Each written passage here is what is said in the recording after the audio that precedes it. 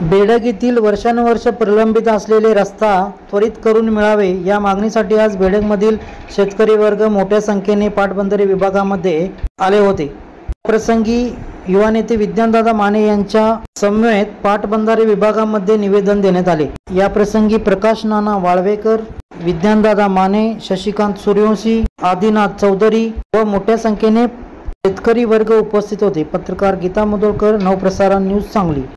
आज पाटबंधारा खात्यामध्ये बेडकर नागरिक आणि सर्व तिथले जबाबदार व्यक्ती आलेले आहेत। आपल्याला बघून येतंय की बेडग या गावामध्ये पालकमंत्री साहेब म्हणतात की आम्ही 86 कोटी दिले, 87 कोटी रस्त्याला दिले, परंतु ज्या शेतकऱ्यांच्या रस्त्यात शेतातून कॅनल जातो किंवा बाकीच्या गोष्टी ॲक्वायर केले जातात त्याच शेतकऱ्यांच्या रस्त्यामध्ये शेतकऱ्यांनाच रस्ता नाही अशी परिस्थिती होऊन बसलेली आहे। त्यामुळे ह्या ज्या मोठ्या हुशारक्या मारल्या जातात हे सर्वसामान्य शेतकऱ्यांसाठी आहेत की नाही ह्याच्यावर कुठंतरी शंका येते। कारण की पाटबंधारा खात्यातल्या अधिकाऱ्यांना त्यांच्या डिपार्टमेंटला जाऊपर्यंत दर वर्षाला टेंडरीकरण होतो आणि चांगला रस्ता मिळतो, परंतु शेतकऱ्यांना त्यांच्याच शेतातून जाण्यासाठी रस्ता मिळत नाही। ह्याच्यापेक्षा मोठी शौकांतिका कुठलीच नाही।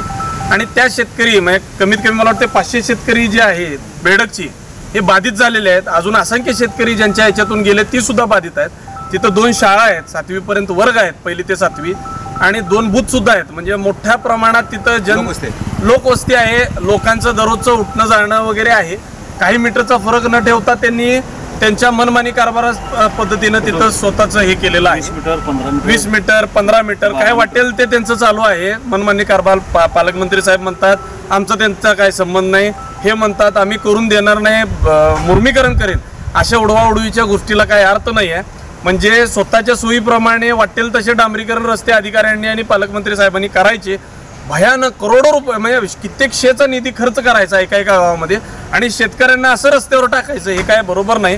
त्यामुळे 15 तारखेपर्यंत यांनी सर्व बेडकर वासियांनी त्यांना एक सांगितलेलं आहे, सूचना दिली की 15 ऑगस्टपर्यंत साहेब तुम्ही आम्हाला आमचा पर्याय मार्ग करून द्या, परमनंट जो रस्ता आहे तिथं आम्हाला पाहिजे कायमस्वरूपी, जेणेकरून हे बेहाल होणार नाही शेतकरी। नाहीतर तिथंच यांनी अमरण उपोषण 20 मीटरनं म्हणजे होईल। तर सर्वांचं एकच मत झालं की ही जर गोष्ट झाली नाही, घडली नाही तर तिथं अमरण उपोषणाचा इशारा त्यांनी दिलेला आहे आणि त्या उपोषणामध्ये आम्ही सुद्धा त्यांच्यावर सहभागी। आमच्या चॅनलला लाईक आणि सबस्क्राईब करायला विसरू नका।